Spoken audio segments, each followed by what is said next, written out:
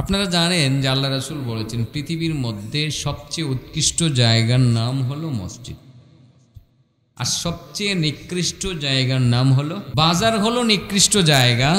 আপনি বাজারে গিয়ে মাত্র 5 সেকেন্ডের মধ্যে আপনি 10 লক্ষ নেকি কামাই করতে পারবেন এবং 10 লক্ষ গুনাহ আপনার মাফ হবে এবং 10 লক্ষ সম্মান মর্যাদার স্তর আল্লাহ বাড়িয়ে দিবেন, স্তর বাড়িয়ে দিবেন। এবং রব্বি কারীম 5 সেকেন্ডের বিনিময়ে আপনার জন্য জান্নাতে বিশাল একটি বাড়ি বানিয়ে দিবেন। তাহলে কামাই করবেন কোত্থেকে? বাজার থেকে। নিকৃষ্ট জায়গা না? রাসূল বলেছেন বাজার হলো নিকৃষ্ট জায়গা, মসজিদ হলো উৎকৃষ্ট জায়গা। বাজার নিকৃষ্ট জায়গা কেন? চাষটলে বসে বসেই তো শুরু হয়ে যায় আজগুবি কথাবার্তা।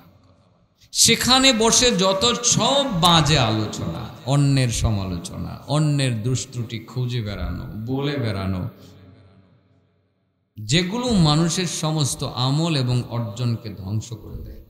যেমন চাষটলে বসে বসেই শুরু করলেন আপনাদের সেই গাঙ্গালের অমুকের কথা। আরে সে কি একটা মানুষ? এতদিন তো ভালো হয়েছিল, ইদানিং নষ্ট হয়। আর ছেলেগুলো তো মানুষ হয় নাই, মেয়েগুলোর এক একটার বিয়া 2-3 বার হয়েছে, সে তো সমাজের কাতারেই নেই। আপনাকে তো সেই কথা বলার নির্দেশ দেওয়া হয় না যে চাষটলে বসে বসে আপনি কলিমুদ্দিনের ছেলে মেয়ের বদনাম করবেন। বাজারে গিয়ে এইসব কথাবার্তাই মানুষ বেশি বলে, গীবত করে, মৃত মানুষের গোশত খায়, ঠিক আছে না? অহেতুক আড্ডা দেয়, অহেতুক গল্প করে, মিথ্যা কথা সেখানে প্রচার করে, মিথ্যা কথা সেখানে বলে। সেসব কারণে বাজারেই হলো নিকৃষ্ট জায়গা।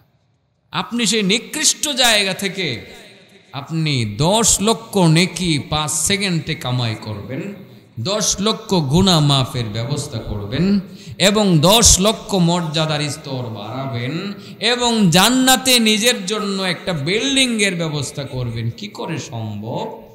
যেমন করে তেঁতুল গাছে বা আপনার অন্য যে কোনো ফল গাছে অন্যরকম দামি ফল ধরানো যেমন সম্ভব, ইদানিং বড়ই গাছে আপেল ধরানো সম্ভব কিনা? আর এক গাছ থেকে হরেক আইটেমের ফল কৃষি বিজ্ঞানীরা ইদানিং বের করে নিয়ে আসে। আপনারা দেখেন না, কলব বলে না, কলব করে বের করে নিয়ে আসে। বাজার থেকে আমরা কলব করে আজকে 10 লক্ষ নেকি নিয়ে আসবো। রাজি আছেন সবাই? সচরাচর আমি কিন্তু গতানুগতিক বক্তা না, আমি সেরকম বয়ান করতে পারি না।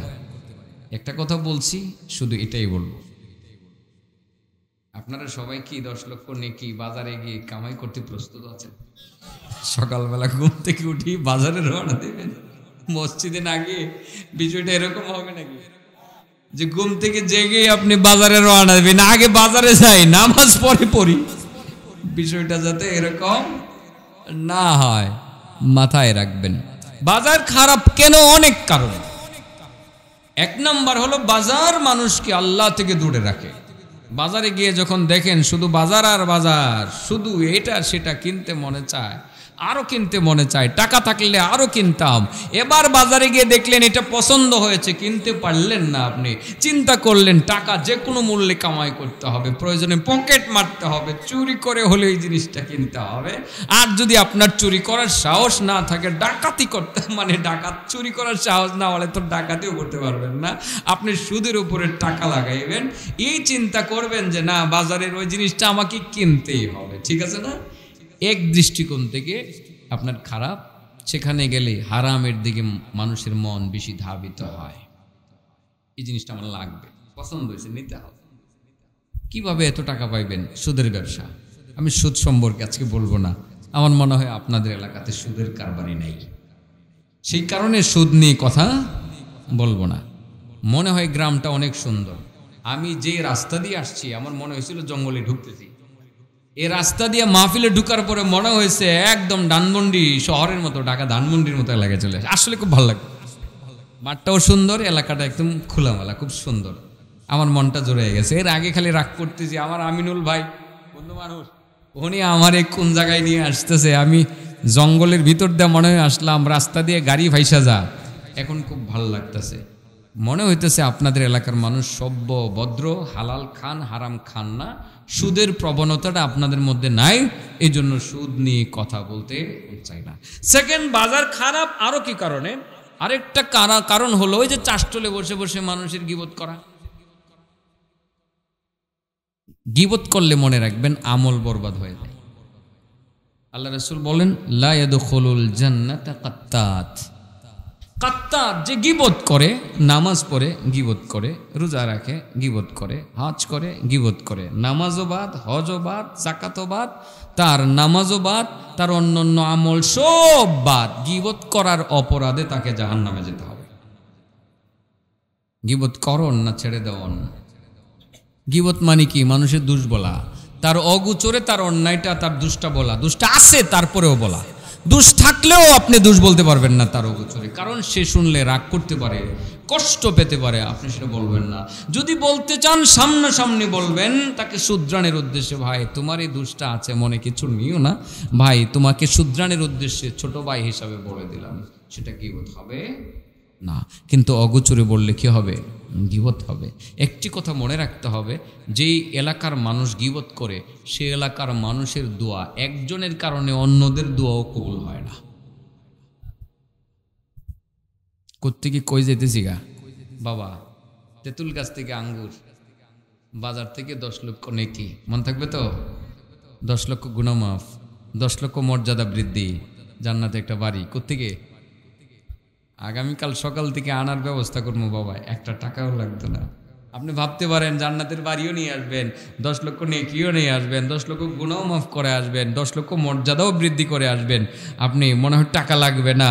আল্লাহি একটি টাকাও লাগবে না ইনশাআল্লাহ। তবে বাজারের কিছু গুণাগুণ বলে নেই, গুণাগুণ মানে দোষ আর কি। বাজারে গিয়ে মানুষ গীবত করে, গীবতকারীর দোয়া হয় না, কবুল হয় না। যে এলাকার মানুষ গীবত করে, সে এলাকার মানুষের দোয়া কি হয় না? কবুল হয় না। কোনো মজলিসে যদি কোনো ওলামায়ে কেরাম, কোনো নবীও দোয়া করে, আর সেখানে যদি কোনো গীবতকারী থাকে, একজন গীবতকারীর কারণে অন্যান্য কারো দোয়া কবুল হবে না। ক্লিয়ার? বুঝানোর জন্য মুসা নবীর একটি গল্প শুনবেন। মুসা নবীর বাড়ি কোথায়? মিশর। এগুলো ইসরায়েলের কাছেই। কিন্তু আমি তো ইসরায়েল নিয়ে আজকে বললে কষ্ট লাগে। চোখে বাসে ছোট ছোট শিশু বাচ্চাদের লাশ, চোখে বাসে শিশু বাচ্চাদের আর্তনাদ,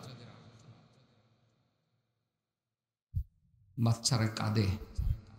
খুব খারাপ লাগে যখন আমি বলি, সেজন্য বলতে চাই না, কারণ আমি সেখানে যেতে চাই, আমি তো যেতে পারতেছি না। আজকে যেই শিশু বাচ্চারা ওখানে নির্যাতনের শিকার হয়ে কাঁদছে, আল্লাহ তাদের ব্যাপারে আমাদেরকে কি বলেছেন একটু বলবো? ওয়ামা লাকুম লা তুকাতিলুনা ফি সাবিলিল্লাহ, ওয়ামা লাকুম লা তুকাতিলুনা ফি সাবিলিল্লাহি ওয়াল মুস্তাদআফিনা মিনার রিজালি ওয়ান নিসাই ওয়াল বিলদান আল্লাযীনা ইয়াকুলুনা রব্বানা আখরিজনা মিন হাযিহিল ক্বরিয়াতিজ যালিমি আহলুহা ওয়াজআল লানা মিন লাদুনকা ওয়ালিয়া ওয়াজআল লানা মিন লাদুনকা নাসীরা। আল্লাহ বলেন, কি হলো তোমাদের? তোমরা কেন ওইসব নির্যাতিত নিষ্পেষিত পুরুষ নারী ও শিশুদের পক্ষে জিহাদের মাঠে নামছ না? যারা আল্লাহর কাছে চিৎকার করে বলছে, আল্লাহ জালেম অধ্যুষিত সেই জনপদ থেকে তুমি আমাদেরকে উদ্ধার করো, আজকে ফিলিস্তিনের পুরুষ নারী শিশুরা আল্লাহকে বলতেছে, আল্লাহ জালেম অধ্যুষিত জনপদ থেকে তুমি আমাদেরকে উদ্ধার করো। আল্লাহ বলেন, ওইসব নির্যাতিত নিষ্পেষিত নারী পুরুষদের পক্ষে তোমরা কেন জিহাদের মাঠে নামছো না? যারা চিৎকার করে করে বলছে, আল্লাহ জালেম অধ্যুষিত জনপদ থেকে আমাদেরকে উদ্ধার করো, আল্লাহ তা না হয় তোমার পক্ষ থেকে কোনো একজন অভিভাবক আমাদের জন্য পাঠিয়ে দাও, নচেৎ তুমি সাহায্যকারী পাঠাও। আল্লাহ বলেন, যারা এই কথা বলে চিৎকার করতেছে তাদের পক্ষে তোমরা কেন জিহাদে নামছো না? আল্লাহ বলতেছে, কেন নামছো না? আমরা কি নামতেছি? কোথায় নামবো, কিভাবে নামবো? পথ খোলা নাই। আমাদের প্রধানমন্ত্রী বলেছেন ফিলিস্তিনের সাথে আছেন, থাকবেন। বড় খুশি হয়েছি আমি। প্রধানমন্ত্রী বলছেন ফিলিস্তিনের মুসলমানদের পক্ষে আছে এবং থাকবে। খুশি হয়েছি সত্য, কিন্তু আরেকটু খুশি হইতাম যদি প্রধানমন্ত্রী বলতেন বাংলাদেশের কোন কোন মুজাহিদ ফিলিস্তিনে তাদেরকে রক্ষার জিহাদে যেতে চাও, নামের তালিকা পাঠাও। যদি তালিকা চাইতো আরো বেশি খুশি হইতাম। সেটা তো চাওয়া হচ্ছে না। আমি প্রধানমন্ত্রীকে বলি, আপনি ফিলিস্তিনের পক্ষ নিয়েছেন, অসংখ্য ধন্যবাদ। শুধু বলেন আমাদেরকে অনুমতি দেন ফিলিস্তিনে যাওয়ার জন্য, কয়েকটা বিমান আমাদের জন্য রেডি করে দেন। আমরা সেখানে যেতে চাই, আল্লাহর হুকুম পালন করে তাদের পক্ষে জিহাদ করে ফিলিস্তিনকে স্বাধীন করতে চাই। এটা আসলে আমার মনের কথা। কেন বলি যেতে চাই? সকালবেলা ফেসবুক খুললেই দেখি বাচ্চারা কাঁদে। হায়, নিষ্পাপ শিশুরা বোমার আঘাতে নিষ্পেষিত হয়ে গেছে। বিশ্ব মুসলমান মোরল গোষ্ঠীরা গাদ্দারি করতে আছে, অথচ মুসলমান ভাই ভাই, এক মুসলমান আরেক মুসলমানের শরীরের অঙ্গের মতো, জাসাদিন নয়, শরীরের অঙ্গের মতো।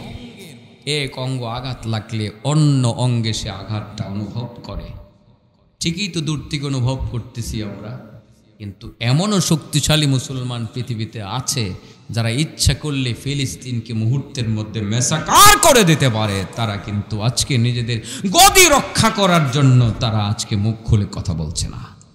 আরে বলবো কার কথা? মুসলিম বিশ্বের অন্যতম দেশ আরব আমিরাত, তারাও ইসরায়েলের পক্ষে। মুসলমান না মুনাফিক? মক্কায় গিয়ে বলে আমি মুসলমান, আর ইসরায়েলে গিয়ে বলে আমি ইহুদি। এরা মুনাফিক। আল্লাহ রাব্বুল কারীম তাদের ব্যাপারেও বলেছেন, ওয়াইদা লাকুল্লাযীনা আমানু ক্বালু আমান্না ওয়াইদা খালাউ ইলা শায়াতিনহিম ক্বালু ইন্না মা'কুম ইন্নামা নাহনু মুস্তাহজিউন। মুনাফিক তারা মুমিনদের কাছে গেলে বলে আমান্না, আমি ঈমান আনছি, আমরা ঈমান আনছি। ওয়াইদা খালাউ ইলা শায়াতিনহিম, যখন তাদের শয়তান বন্ধুদের কাছে যায় সেখানে গিয়ে বলে বেটা আমরা তো তগুর সাথে আছি, ইন্না মা'কুম ইন্নামা নাহনু মুস্তাহজিউন, আর মুসলমানদের সাথে আমরা ঠাট্টা করেছি। নাউজুবিল্লাহ বলেন। মুনাফিক মার্কা মুসলমান হওয়ার দরকার নেই। দিলে নিয়ত করব আমরা যদি ফিলিস্তিনে মুজাহিদ শিশু নারীদেরকে রক্ষার জন্য যাওয়ার সুযোগ আসে, ইনশাআল্লাহ আমরা যাব। কারা কারা যাবেন হাত করে দেখান। আল্লাহ কবুল করুন। আপনার এই মুহূর্তে আল্লাহর মেহমান হয়ে গেছে, সুবহানাল্লাহ বলেন। নিয়ত করেছেন জিহাদের মাঠে যাবেন, আল্লাহ বলেন বান্দা তুমি আমার মেহমান হয়ে গেছো, আসো আমি আমার শান অনুযায়ী তোমার মেহমানদারি করব। আল গাজী ফি সাবিলিল্লাহ ওয়াল হাজ্জ ওয়াল মুতামির ওয়াফদুল্লাহ দাআহুম ফাআজাবু। আল্লাহ বলেন যারা আল্লাহর রাস্তায় জিহাদের জন্য, আল্লাহর রাসূল বলেন যারা জিহাদের জন্য ঘর থেকে বের হয় বা জিহাদের জন্য নিয়ত করে, যারা হজ করে উমরা করে তিন শ্রেণীর মানুষ, তারা সরাসরি আল্লাহর মেহমান। সুবহানাল্লাহ বলেন। বাজারে গিয়ে নেকি কামাই করবেন কিভাবে? যেভাবে সরাইছি আমি টাইনা মিলাম কেমনে ও চাচা, আরে সময় লাগবে মাত্র সর্বোচ্চ 30 মিনিট মিলাইতে, টেনশনের কোনো কারণ নেই। সব টাইম না একসাথে মিলাই দিব, বাজারটারে বুঝাইতে হবে। বাজারের সব জায়গায় গিয়ে আপনি এটা কামাইতে পারবেন নাকিটা? বাজারে গিয়ে মিষ্টির দোকানে গিয়ে গিবত করবেন, কামাইতে পারবেন? এই জন্য বাজারের কোন জায়গাটায় কামাইবেন এই জায়গাটা আমার দেখায় দিতে হবে না বাবাজি। আর বাজারের কোন জায়গাটা ভালো কোন জায়গাটা মন্দ বলতে হবে না, এবং দুনিয়ার মধ্যে কোন জায়গাটা সবচেয়ে উৎকৃষ্ট সেটাও তো বলবো। মসজিদ নিয়ে অত 2-4টি কথা আমাকে বলতে হবে নাকি বাবা? আল্লাহ রাসূল সাল্লাল্লাহু আলাইহি সাল্লাম তাও বলেন, যে ব্যক্তি ঘর থেকে ভালোভাবে উযু করিয়া মসজিদে যায় সে সরাসরি আল্লাহর মেহমান। আল্লাহ বলেন, সে যেহেতু আমার মেহমান, আমি তার মেজবান, আমি আমার শান অনুযায়ী আমি আমার দায়িত্বে তারে মেহমানদারি করব। মসজিদ উত্তম জায়গা, সেখানে গেলে কার মেহমান? আল্লাহর মেহমান। মান তাওয়াজ্জা ফি বাইতিহি ফাআহসানাল উযু সুম্মা খারাজা ইলাল মসজিদ ফাহুয়া যায়িরুল্লাহ ওয়া হাক্কুন আলাল মাজুর আই ইউকরিমাজ যায়ির। আল্লাহ রাসূল সাল্লাল্লাহু আলাইহি সাল্লাম বলেন, যে ব্যক্তি বাড়িতে উযু করলো, সুন্দরভাবে উযু করে মসজিদে গেল, যাওয়া মাত্রই আল্লাহ তাকে ডাক দেয়া বলেন, বান্দা ঘরে উযু করে মসজিদে আসলা, তুমি আমার মেহমান, আমি তোমার মেজবান, আর আমার দায়িত্ব হলো তোমাকে মেহমানদারি করার। মেহমানদারি প্রথম করলাম, যাও গুনাহগুলো মাফ করলাম। 2 নম্বর মেহমানদারিটা তোমার জান্নাতে করব, তোমার মনে যা চাবে তাই দিয়ে তোমাকে আমি আপ্যায়ন করব। সুবহানাল্লাহ ওয়া বিহামদি। সে উত্তম জায়গাটার কথা বলবো। যাই হোক, বাজারে গিয়ে মানুষ গীবত করে, সেই জন্য গীবতের কুফল নিয়ে একটি ধারণা দেওয়ার চেষ্টা করতেছি আর কি। গীবতের কুফল, গীবতকারীর দোয়া কবুল হয় না। যেই মজলিসে একজন গীবতকারী থাকে, ওই মজলিসে আল্লাহর ওলিও যদি দোয়া করে, ইভেন নবীও যদি দোয়া করে, দোয়া কি হবে না? কবুল হবে না। বোঝানোর জন্য মুসা নবীর কাছে গেছিলাম, আর মুসা নবীর কাছে গিয়া মিশরে গেছিলাম, মিশর থেকে ইসরায়েলে ঢুকে গেছিলাম। এইভাবে কি করবো ভাই? পায়ে বয়ে ঢুকে গেলে করার তো কিছু নাই। আমার চাচা কইছে 5 মিনিট, এই জন্য 5 মিনিট গেলাম ওই দিক। মুসা নবী আলাইহিস সালাতু ওয়াস সালাম রে ওনার উম্মতেরা গিয়া কই, হুজুর দেশে বৃষ্টি হয় না, জমিন ফেটে গেছে, চৌচির হয়ে গেছে জমিন ফেটে। দয়া করে ও মুসা, তুমি তো আল্লাহর সাথে সিনাই পাহাড়ে গিয়ে কথা বলতে পারো, আর আল্লাহ তোমার সাথে কথা বলে, তুমি দয়া করে আল্লাহর কাছে গিয়ে একটু বলো না, আল্লাহ যাতে একটু বৃষ্টি দিয়ে দেয়। এটা কি মুসা নবীর জন্য আল্লাহর কাছে বলা কোনো ব্যাপার? ফালাম্মা আতাহা নুদিয়া মিন শাতিল ওয়াদিল আইমানি ফিল বুকআতিল মুবারাকাতি মিনাশ শাজারা আইয়া মুসা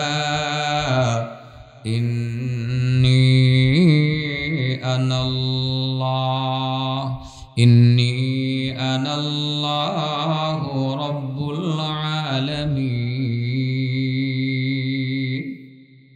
মুসা নবী যখন সিনাই পাহাড়ে আল্লাহ রব্বে কারিমের সাথে সাক্ষাতের জন্য যাইতেন, আল্লাহ ডাক দিয়ে বলতেন মুসা।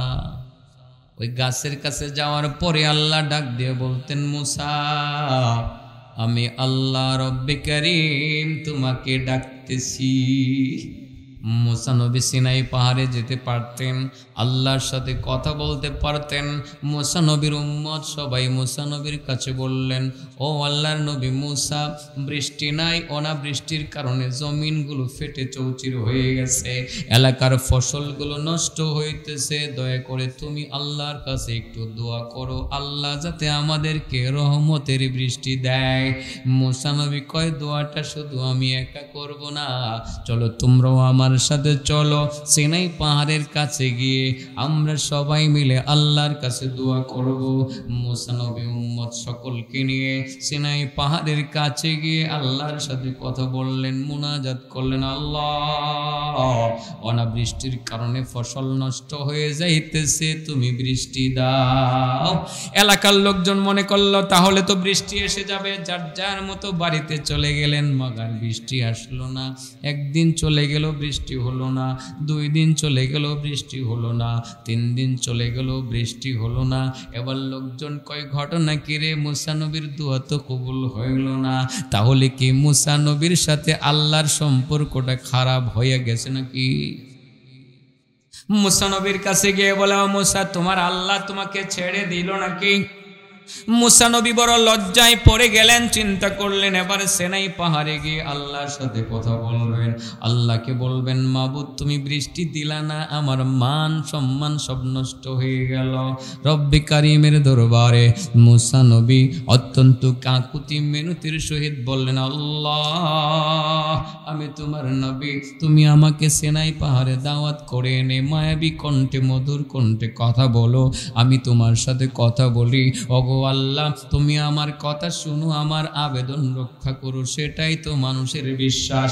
ওগো আল্লাহ তোমার দরবারে বৃষ্টি কামনা করেছিলাম, এলাকার জমিনগুলো ফেটে চৌচির হয়ে গেছে, নষ্ট হয়ে গেছে ফসলগুলো, রহমতের বৃষ্টি কামনা করেছিলাম তোমার কাছে আল্লাহ।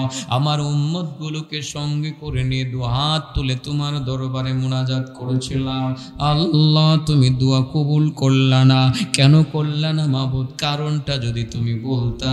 এবার রব্বি কারিম বলেন, মুসা যেহেতু প্রশ্ন করেছো উত্তরটা তুমি জেনে নাও, দোয়া কবুল করি নাই কথা সত্য, তুমি যাদেরকে নিয়ে দোয়া কবুল করানোর জন্য আসছিলা, তোমার সেই কাফেলার মধ্যে একজন আমার বান্দা ছিল, যেই বান্দাটা মানুষের গীবত করে, আমি যখন তার দিকে দৃষ্টি নিক্ষেপ করলাম, তার কথা আমার মনে পড়ার পরে, মানে তাকে আমার চোখে আসার পর সব সময় তো চোখে তাকে বোঝানোর জন্য বলছি, তার কারণে আমি তোমাদের দোয়াটা কবুল করলাম না।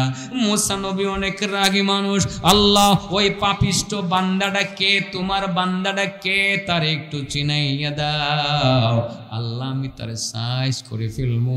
আল্লাহ বললেন, মুসা তার অগোচরে আমি তার দুষ্টা বলবো, আমার জন্য তো গীবত হবে, আমি কেন গীবত করব?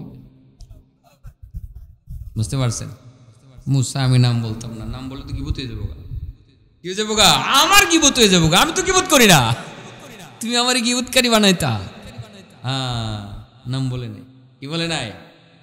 নাম বলে নাই। মুসা এবার যাও, দাওয়াত তাবলীগের কায়দায় তুমি দাওয়াত দাও, নির্দিষ্ট কোনো মানুষকে দোষারোপ করার দরকার নাই, নিজেরে দাওয়াত দাও, নিজের মতো করে দাওয়াত দাও, তবলীগের কায়দায় দাওয়াত দাও। তবলীগ আছে না, তবলীগের মানুষ বলে কি ভাই আমরা কেন করি না, আমরা কেন নামাজ পড়ি না, আমরা কেন গীবত করি, কোনোদিন এই কথা বলে না, এই বেটা তুই নামাজ পড়িস না কেন, ঠিক না বেটি?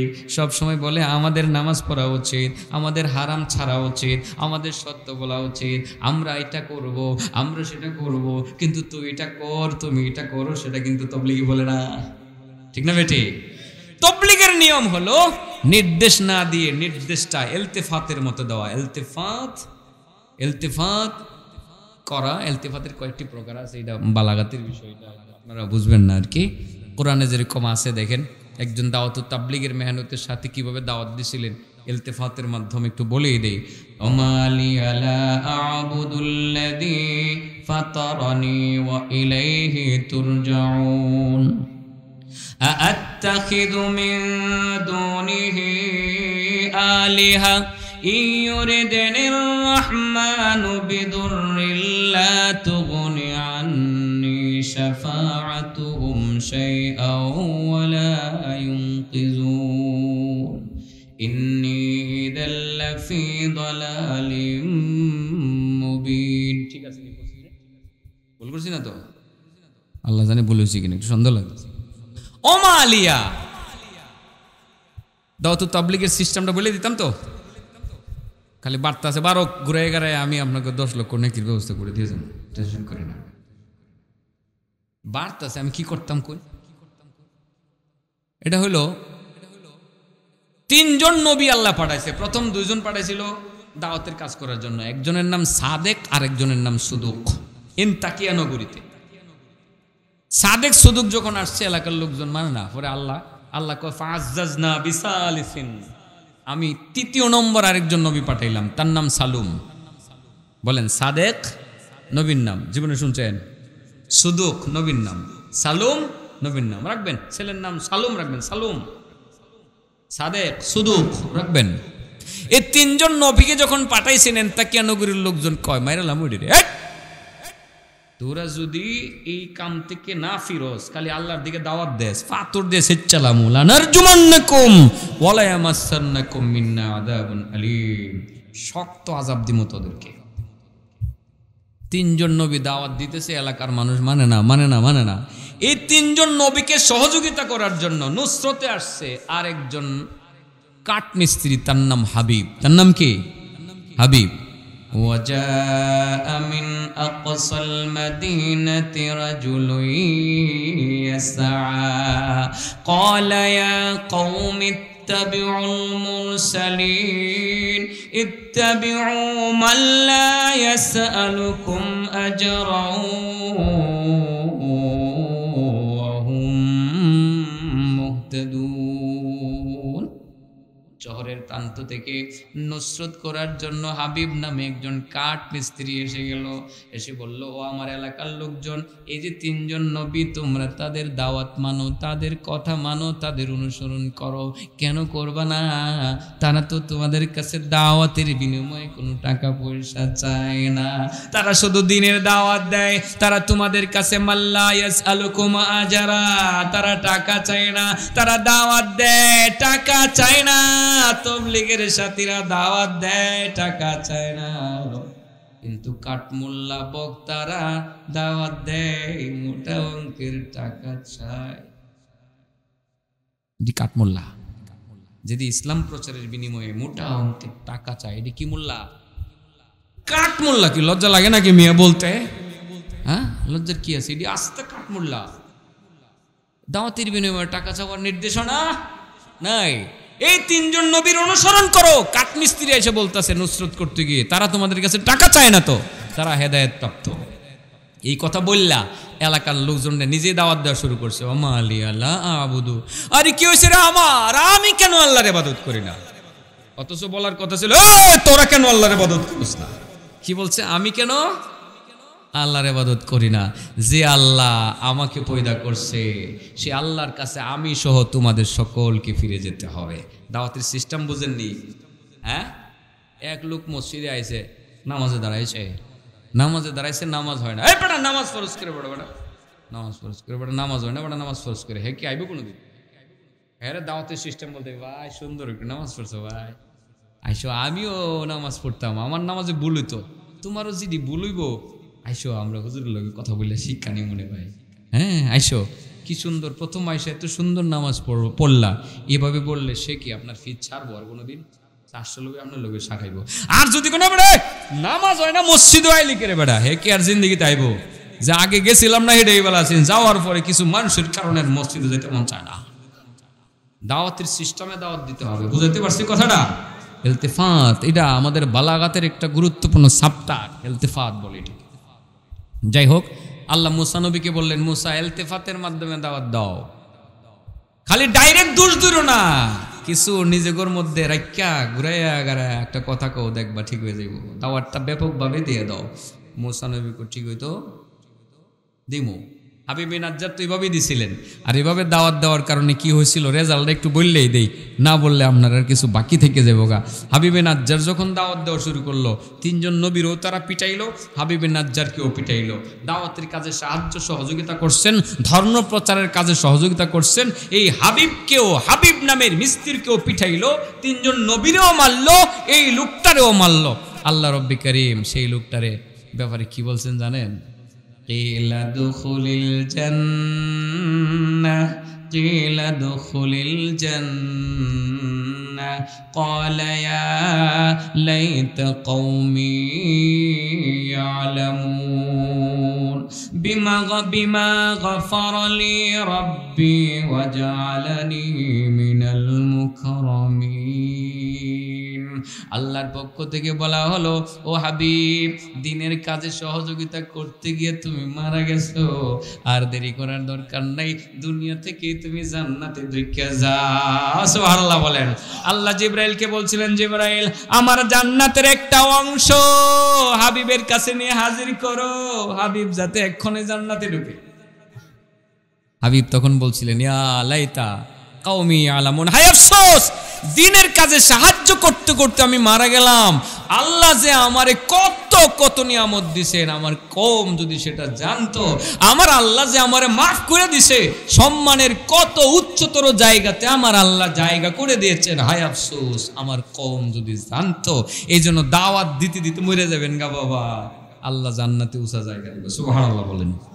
দাওয়াত দিবেন, এটার জন্য 3 দিন যাবেন, যান, এক্সেলে যাবেন, যান, না গিয়েও দাওয়াত দিতে পারেন। মিয়া সাহেব বাজারে গিয়ে চাষ চলে বৈশা সবারই বলেন যে ভাই সূরা ইখলাস 3 বার পড়লে খতমের নেকি পাওয়া যায়। দাওয়াত একটা হয়ে গেছে। ভাই চলো আজান দিছে, মসজিদে যাই, গাঙ্গাইল বাজারে গিয়ে নামাজটা পড়ে আসি, দাওয়াত একটা হয়ে গেছে। এইভাবে দাওয়াত দিতে দিতে বাবা মারা যাবেন। আপনি স্কুলে দাওয়াত দিতে পারেন না, স্কুল না, স্কুলে দাওয়াত দিবেন কিভাবে? স্কুলে দাওয়াত দিবেন, মাস্টার সাহেব বাচ্চাদেরকে পড়ায়া বলবেন, হ্যাঁ ছেলেরা বাড়িতে গিয়ে কিন্তু 5 ওয়াক্তের নামাজ পড়বা, বাবার সাথে সদ্ব্যবহার করবা, মায়ের সাথে সদ্ব্যবহার করবা, মুরব্বীদেরকে সালাম দিবা, ছোটদেরকে স্নেহ করবা। দাওয়াত হইছে নি? স্কুলে দেওয়া যায় দাওয়াত? বড় বড় মেয়েদেরকে বলে, মেয়েরা তোমরা পর্দা পর্দায় চলবা, দাওয়াত হইছে নি? আরে বাবা, স্কুলে দাওয়াত দেওয়া যায় না? মসজিদে দাওয়াত দেওয়া যায়, বাজারে দাওয়াত দেওয়া যায়। দাওয়াত দিতে দিতে মারা যাইবেন, জান্নাতে সম্মানের জায়গায় পাবেন। সুবহানাল্লাহ। যাই হোক, যেই কথাটা বলছিলাম, আল্লাহ মুসা নবীকে বললেন, মুসা দাওয়াতের সিস্টেমে গীবতকারীর তুমি ওয়াজ করো, ডাইরেক্ট হিট করো না, ডাইরেক্ট হিট করা ঠিক না। ঠিক না বেঠিক? মুসা নবী কই তাহলে ডাইরেক্ট, কারণ মুসা নবী যদি নামটা কইতো যে রাগি আছেন, হ্যাঁ একটা থাপ্পড় দিল হইলো, খালি একটা পরে খতম করলো না, খতম করে লইল। মুসা নবী এবার ওয়াজ করতে আসে, ওয়াজে বসে বলতেছে, দেখো আমাদের মধ্যে একজন গীবতকারী আছে, এই গীবতকারীর কারণে দোয়াটা কবুল হইতেছে না। আমাদের মধ্যে যে লোকটা গীবতকারী আছো, আল্লাহ আমার কাছে নামটা বলে নাই, তাড়াতাড়ি যে গীবত করো তাড়াতাড়ি গীবতটা ছেড়ে দাও। যেই লোকটা গীবত করে হেডটা তো হ্যাঁ নিজেই জানে। দেখছো আল্লাহ কত বালা, আমার নামটা বলে নাই, যদি নামটা বলতো থাপ্পড় মাত্র একটা খাইতাম। অভ্যাস আছে নি? অভ্যাস আছে না? ফেরাউনের এক কান হাট্টাল বানাইছিল ছোটবেলায়, ওগুলো থেকেই। আর একটা থাপ্পড় দিয়েছেন শাসন করার জন্য, জাগাত শেষ। এগুলো মনে আছে না? মনে আছে। আল্লাহ কত বালা, সাথে সাথে আল্লাহ তুমি যে কত বালা, আমি তওবা করছি আর জিন্দেগিতে গীবত করতাম না। বৃষ্টি আস্তে আস্তে পড়তে শুরু করছে, সাথে সাথে বৃষ্টি। সুবহানাল্লাহ বললেন। কেন বলছি কথাটা? গীবতকারী তার নিজের দোয়া কবুল হয় না। আর কোন মসজিদে ইমাম সাহেব যদি দোয়া করে আর সেখানে যদি একজন গীবতকারী থাকে, তাদের দোয়া কবুল হওয়ার সম্ভাবনা নাই। অতএব দোয়া করার জন্য গীবত মুক্ত হওয়া লাগবে। বাজারে গেলে, এই নিকৃষ্ট জায়গাটার মধ্যে গেলে মানুষ গীবতই বেশি করে, ওখান থেকে আপনি লক্ষ লক্ষ নেকি কামাই করার সুযোগ পাবেন কোথায়? তেঁতুল গাছ থেকে আঙ্গুরের যেমন আশা করা যায় না, তদ্রূপ বাজার থেকেও আপনার লক্ষ লক্ষ নেকি কামাই করা যায় না। বাস্তবিক দৃষ্টিকোণ থেকে এমনটাই বোঝা যায়, কিন্তু আল্লাহর রাসূল কয় যে না, বাজারে গিয়েও যেমন বরুই গাছ থেকে আপেল পাওয়া যায়, বাজারে গিয়েও লক্ষ লক্ষ নেকি পাওয়া যায়। বাজার হলো নিকৃষ্ট জায়গা, আর মসজিদ হলো সর্ব উৎকৃষ্টতম জায়গা। ক্লিয়ার? আমি কিন্তু জায়গা তাই পড়ছি, আর দেরি করতাম না।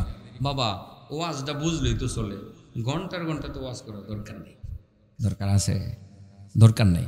কারণ আমাকে আপনারা তো বুঝতেই পারতেছেন, আমি যদি ঘুরায় গাড়ায় আর সময় এখানে ব্যয় করতে চাই, আরো 2 ঘন্টা ব্যয় করতে পারবো, পারতাম না ইনশাল্লাহ? দরকার নাই তো, দরকার নাই।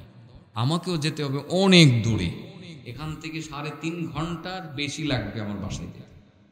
একটু ঘুমের প্রয়োজন, পরদিন মাদ্রাসা তো আছে, একটু মাঝে মধ্যে কোনো মাদ্রাসায়, অনেকগুলো মাদ্রাসার সাথে সংশ্লিষ্ট, একটু একটু পড়ায় বিভিন্ন জায়গায়, নিজের দায়িত্বে প্রতিষ্ঠান আছে, যেতে হয় মাঝে মধ্যে। এরপরে নিজের সংসার আছে, বাজার ঘাট আছে, মা আছে, মার সেবা করতে। আজকে সকালবেলা মার জন্য বাসা থেকে রান্না করে নিয়ে খাবার দিয়ে আসছি। রুই মাছের মাথা আমার মার পছন্দ, আমি খাইয়া চিন্তা করলাম, আমার ওয়াইফ বলতেছে মাছের মাথা, রুই মাছের মাথা মায়ের পছন্দ, মা মনে হয় এখনো খাই নাই, খাবারটা নিয়ে দিয়ে আসেন।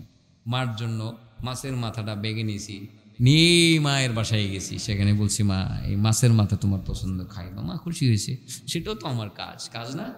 অতএব প্রতিটা মানুষ, এটা কেন বলছি? গর্ব করার জন্য না বন্ধু, তুমিও তোমার মার এইভাবে খাওয়াইবা, মা খুশি তো আল্লাহ খুশি, আল্লাহ খুশি তো জান্নাত রেডি। সুবহানাল্লাহ বিহামদি। তুমি তোমার বাবারে খাওয়াইবা, তোমার বাবা খুশি তো আল্লাহ খুশি, আল্লাহ খুশি তো জান্নাত রেডি। কথাগুলো তো অহেতুক বলা না, প্রয়োজনেই তো বলা। অতএব লম্বা কথা বলার দরকার নেই, চলেন বাজারে গিয়ে কীভাবে নেকি কামাই করা যায় আমরা সেটা বলে ফেলি, সম্ভব কীভাবে আধুনিক জমানায় সেটা বলে ফেলি। একটি হাদিস আপনাদের জন্য তিরমিজি শরীফ থেকে নিয়ে আসছি আর কি, মানে সুনানে তিরমিজি কিতাবের একটি সহি সনদের হাদিস আপনাদের সামনে নিয়ে আসছি, আমি এটাই বলবো। তাহলে আমরা প্রথম বুঝলাম যে বাজার হলো নিকৃষ্ট জায়গা আর মসজিদ হলো উত্তম জায়গা। মসজিদে আমরা বেশি বেশি যাব, আর অন্ধকারে যদি বেশি মসজিদে যাওয়া যায়, আল্লাহ রাব্বি কারীম বলেন, আল্লাহ রাসূল বলেন, আল মাশাউনা ইলাল মাসাজিদি ফিজ জুলাম উলাইকাল খাওয়াদুনা ফি রাহমাতিল্লাহ। যারা অন্ধকার সত্ত্বেও বেশি বেশি মসজিদে গমন করে তারা 24 আওয়ার্স আল্লাহর রহমতের সাগরে ডুব দিয়ে থাকে। 24 ঘন্টা। আপনি রাতের বেলা এশার নামাজ আর ফজরের নামাজ মসজিদে গেলেন, অন্ধকার সত্ত্বেও আল্লাহ বলেন তোমারে আমি রহমতের সাগরে ডুবাই রাখবো 24 ঘন্টা। সুবহানাল্লাহি ওয়া বিহামদিহি উলাইকাল খাওয়াদুনা ফি রাহমাতিল্লাহ। সেই জন্য মসজিদ হলো উৎকৃষ্ট জায়গা। ইনশাআল্লাহ বেশি বেশি মসজিদে যাব তো, ইনশাআল্লাহ যাব তো, বেশি বেশি মসজিদে যাব। মসজিদের উদ্দেশ্যে ঘর থেকে আমরা বের হব। আগেও বলেছি, যারা ঘর থেকে ভালো করে উজু করে মসজিদের উদ্দেশ্যে বের হয়, মসজিদের উদ্দেশ্যে বের হয়, আল্লাহ বলেন সে সরাসরি আমার মেহমান, আর আমি মেজবান হিসাবে তার কদর করব, আমি আমার শান অনুযায়ী তাকে ইজ্জত করব। এটাই হলো আমার দায়িত্ব। নামাজ পড়ব মসজিদে। আল্লাহ রাসূল সাল্লাল্লাহু আলাইহি ওয়াসাল্লাম বলেন, ইন্নালিল মাসাজিদি আওতাদা। আপনাদের স্প্যান্ডেলটার যেমন খুঁটি আছে, ঠিক মসজিদেরও মোটা মোটা খুঁটি আছে, আছে না? না বাবা না, মসজিদের এই খুঁটিগুলোকে আল্লাহ রাসূল সেই খুঁটি বলে নাই। রাসূল বলেন যে মসজিদের খুঁটি হলো মসজিদের মুসল্লিরা। সুবহানাল্লাহ বলেন, ইন্নালিল মাসাজিদি আওতাদা আল মালাইকাতু জুলাসাউহুম। মসজিদের মুসল্লি যারা একাও যদি মসজিদে থাকে, তারা এক আমলত থাকে না, ফেরেশতারা তার কাছে বসে বসে তাকে সঙ্গ দেয়। ঘর থেকে বের হয়ে মসজিদে গেলেন উত্তম জায়গায়, একা 11টার সময় চলে গেছেন, ভাবতেছেন আপনি একা। আপনি একা নন। আল্লাহ রাসূল বলেন তুমি একা নও, তোমার আশেপাশে ফেরেশতারা বসে বসে তোমাকে সঙ্গ দিতে আছে। সুবহানাল্লাহ। মসজিদের মুসল্লিরা যদি ইনগাবু ইফতাকিদুনহুম, মসজিদের মুসল্লি নিয়মিত মসজিদে নামাজ পড়ে কোনো কারণে যদি মসজিদে না যেতে পারে, ফেরেশতারা তখন তাদেরকে খোঁজাখুঁজি করে, ঘটনা কি রে, ঘটনা কি? আল্লাহর বান্দারা গেল কই? খুঁজতে খুঁজতে দেখে মসজিদেও নাই, বারান্দাও নাই, কোথাও নাই। হঠাৎ করে খবর পেলে অসুস্থ হয়ে গেছে। ইম্মারিদু আদুহুম, যখন শুনে মুসল্লিটা মসজিদে নামাজ পড়তো আজকে মসজিদে নাই, হসপিটালের বেডে আছে, তখন ফেরেশতারা দৌলে দৌলে হসপিটালের বেডে মসজিদের মুসল্লিদেরকে দেখতে যায়। কাকে দেখতে যায়? মসজিদের মুসল্লিদেরকে দেখতে যায়। ও ইন হাজাহ আনোহম, আর মসজিদের মুসল্লি যদি কোনো ঝামেলার মধ্যে পড়ে যায়, তখন ফেরেশতারা নিজের হাতে তাদেরকে সাহায্য করে। বাবা মিথ্যা মামলার মধ্যে পড়ে গেছে, নামাজ পড়েন, আপনি নিয়মিত মসজিদে পড়েন, কোর্টে গেছেন, শুনানি হচ্ছে, আপনার জামিন হবে কি হবে না গ্যারান্টি নাই। আপনি সত্যিকার মসজিদের নিয়মিত মুসল্লি, আপনার জামিন শুনানির জন্য ভালো কোনো উকিলও পান নাই, অতি সাধারণ একজন উকিল পেয়েছেন, আপনার জন্য দাঁড়াইছে, ফেরেশতারা সেখানে হাজির হইয়া আপনার জামিনের ব্যবস্থা করে দেবে। ইন কানু ফি হাজাহ আনোহম, মসজিদের মুসল্লিরা যদি কোনো হাজতে নিক্ষিপ্ত হয়, প্রয়োজনে নিক্ষিপ্ত হয়, ঝামেলার মধ্যে জড়িয়ে যায়, মসজিদের মুসল্লিদেরকে ফেরেশতারা সাহায্য সহযোগিতা করে সমস্যা থেকে উত্তরণের ব্যবস্থা করেন। নামাজ ঘরে হবে না মসজিদে হবে? নামাজ ঘরে হবে না মসজিদে হবে? যারা অন্ধকারে মসজিদে যায় তারা কোন জায়গায় ডুব দেয়? মেঘনা নদীতে নাকি যমুনা নদীতে? রহমতের সাগরে। মাশাআল্লাহ, বুঝতেছে দেখা যায় সবাই। আপনারা বুঝতেছেন তো আমার কথা? হ্যাঁ, মসজিদ উত্তম জায়গা, বাজার নিকৃষ্ট জায়গা। এবার আমি শেষ করি 2 মিনিটের মধ্যে। অর্থাৎ আমি চিন্তা করছি যে আমার বয়ান আর মোনাজাত সবকটা মিলে যাতে 1 ঘন্টা হয়। 1 ঘন্টা না করলে তো আমার ভাইয়েরা বলবে যে এত দূর থেকে নিয়ে আসছি, 1 ঘন্টাও কথা বললো না, এটা কি করলো? এই জন্য 1 ঘন্টা মিল করতে চাইতেছি। আমি এখন হাদিসটা বলে ফেলি, বাজারে গিয়ে কেমনে আপনি 10 লক্ষ নেকি কামাই করবেন, 10 লক্ষ গুনাহ মাফের ব্যবস্থা করবেন, আপনার 10 লক্ষ মর্যাদা বৃদ্ধি করবেন, জান্নাতে একটা বাড়ি বানানোর ব্যবস্থা করবেন। রেডি? রেডি বাবা? সবাই হয়তো বা এটা জানবেন না, কেউ অর্ধেক জানবেন, কেউ পুরাটা জানবেন, কেউ জানবেন না। যদি সম্ভব হয় একটু মোবাইলে রেকর্ড করেন, তাও যদি সম্ভব না হয় মসজিদের ইমাম সাহেবের কাছ থেকে শিখে নেবেন একটি দোয়া। এই দোয়াটা ওমর ইবনুল খাত্তাব থেকে বর্ণিত, আন্না রাসূলুল্লাহ সাল্লাল্লাহু আলাইহি ওয়াসাল্লাম ক্বাল রাহমাতুল্লিল আলামিন, মুহাম্মাদুর রাসূলুল্লাহ সাল্লাল্লাহু আলাইহি ওয়াসাল্লাম বলেন, উমর বলেছেন, রাসূল বলেন, মান দাখালাস সুকা, যে ব্যক্তি বাজারে প্রবেশ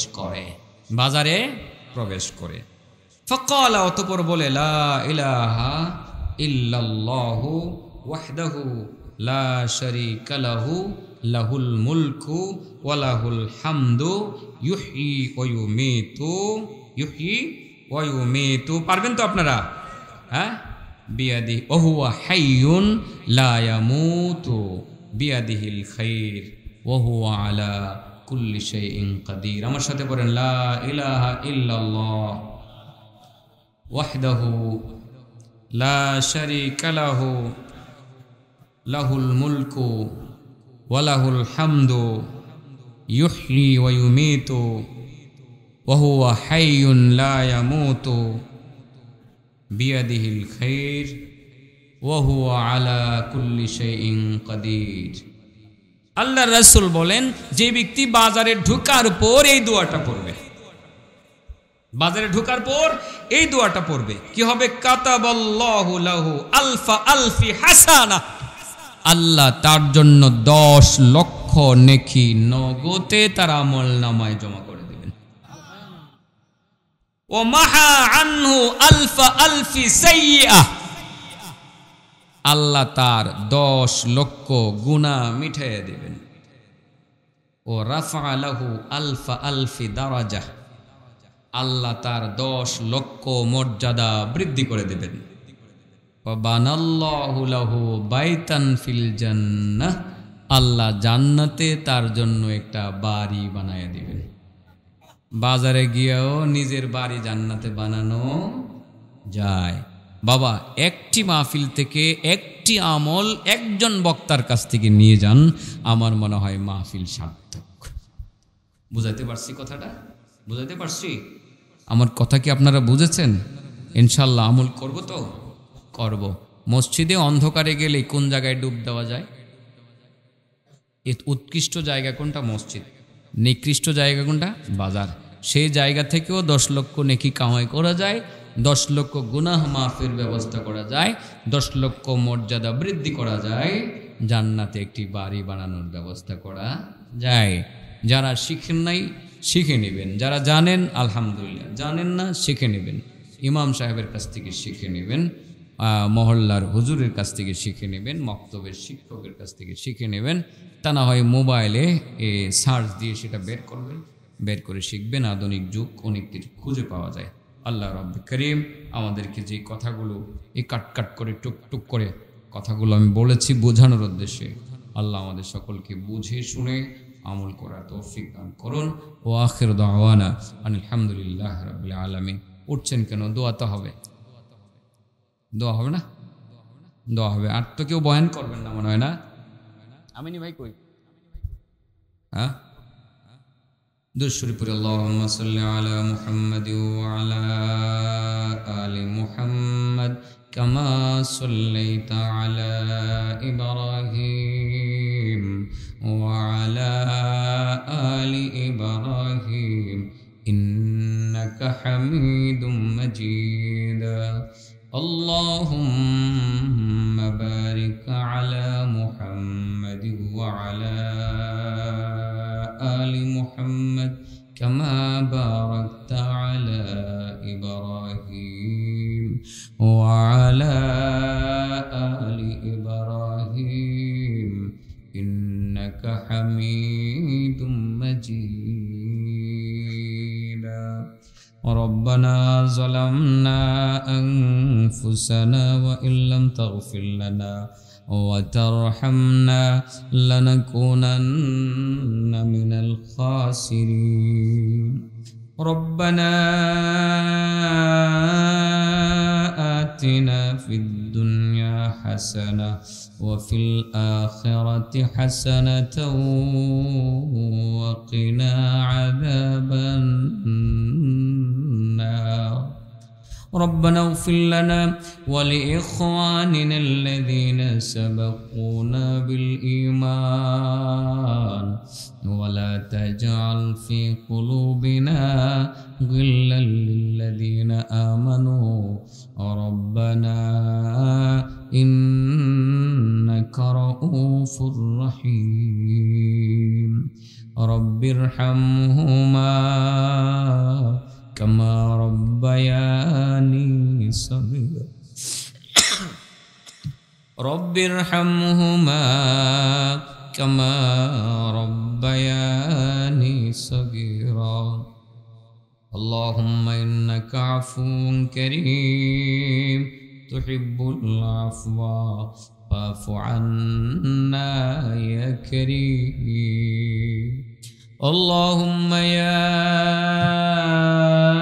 أول الأولين يا آخر الآخرين يا ذا القوة المتين يا راحم المساكين يا خير الحافظين يا خير الناصرين ويا أرحم الراحمين আয় আল্লাহ আমরা কতিপয় বান্দা বান্দি গভীর রাত্রে তোমার শাহী দরবারে বড় আশা করে রহমত মাগফিরাতের আশা করে দুটি হাত উঠাইলাম মেহেরবান রব প্রথমে আমাদের জিন্দেগির সমস্ত গুনাহ খাতাগুলো মাফ করে দাও আয় আল্লাহ অসংখ্য গুনাহ করেছি গুনাহের কাজে সীমা লঙ্ঘন করেছি বারবার সীমা লঙ্ঘন করেছি আল্লাহ গুনার দিকে তাকাইলে জাহান্নাম ছাড়া কোনো গতি দেখি না সওয়াবের দিকে তাকাইলে মাবুদ জান্নাতের আশাই করতে পারি না শুধু পারি তোমার রহমতের আশা করতে তুমি রহমান তুমি রহিম তুমি রাউফ তুমি ওয়াদুদ আল্লাহ আমাদের পাহাড় সমতুল্য গুনাহ তোমার রহমতের সাগরের কাছে কিছুই না গো মাহবুদ আয় আল্লাহ মেহেরবানি করে আমাদের পাহাড় সমতুল্য গুনাহের দিকে না তাকিয়ে তোমার রহমতের দরিয়ায় জুস দিয়ে আমাদের জিন্দেগির সমস্ত গুনাহ খাতাগুলো মাফ করে দাও আল্লাহ আয় আল্লাহ মাফ করে দিলে তোমার কোনো ক্ষতি হবে না না করলে তোমার কোনো লাভ হবে না আল্লাহ তুমি যে মাফ করবা সেজন্যই তোমার নাম গাফফার বলে তুমি পরিচয় দিয়েছ তুমি যে মাফ করবা সেজন্য তুমি গাফুর বলে তোমার নামের পরিচয় দিয়েছ আল্লাহ ক্ষমা যদি না করো তুমি গাফফার কেন মাহবুব ক্ষমা যদি নাই করো তুমি গাফুর কেন নামের সাথে সুবিচার করা তোমার দায়িত্ব মাহবুব তোমার কমিটমেন্ট ওয়াদা ক্ষমা করবা বলে ওয়াদা করেছো জানি তুমি ওয়াদা ভঙ্গ করো না ইন্নাকা লা তুখলিফুল মিআদ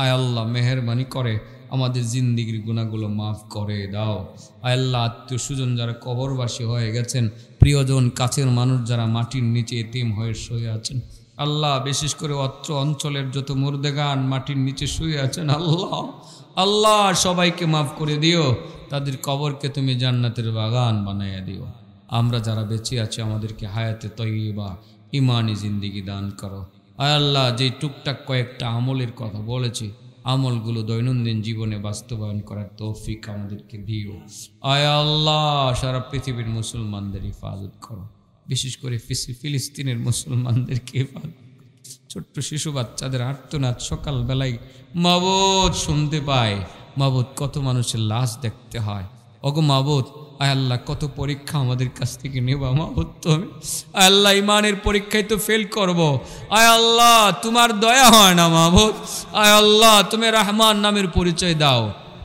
রব্বে কারিম ফিলিস্তিনের মুসলমানদের উপরে রহম করো আল্লাহ ফিলিস্তিনের মুসলমানদের উপরে রহম করো আল্লাহ তাদেরকে হেফাজত করো আয় আল্লাহ সারা পৃথিবীর মুসলমানকে হেফাজত করো আজকের এই মাহফিলটাকে তুমি কবুল করো মাহফিলকে কেন্দ্র করে এলাকাতে হেদায়েতের হাওয়া তুমি আম করো ঘরে ঘরে নামাজি বানিয়ে দাও মা বোনদেরকে পর্দানসীন বানিয়ে দাও ছেলে মেয়েদেরকে পিতামাতার বাধ্য সন্তান বানিয়ে দাও আল্লাহ মাহফিলকে কেন্দ্র করে এলাকাতে তোমার খাস রহমত নাজিল করো আয় আল্লাহ যারা আয়োজন করেছেন যারা সহযোগিতা করেছেন সবাইকে তুমি দ্বীনের জন্য কবুল করো মঞ্জুর করো তোমার প্রিয় নবী রাসূল করিম সাল্লাল্লাহু আলাইহি সাল্লামের খাঁটি উম্মত হিসেবে কবুল মঞ্জুর করো আল্লাহ অসুস্থ আছেন অনেকেই, রব্বে কারিম তুমি শিফা দান করো। তোমার প্রিয় নবী রাসূল করিম সাল্লাল্লাহু আলাইহি ওয়াসাল্লামের তুফাইলে আমাদের মুনাজাত কবুল করো। রব্বানা তাকাব্বাল মিন্না ইন্নাকা আনতাস সামিউল আলিম ওয়া তুব আলাইনা ইয়া মাওলানা ইন্নাকা আনতাত তাওয়াবুর রহিম।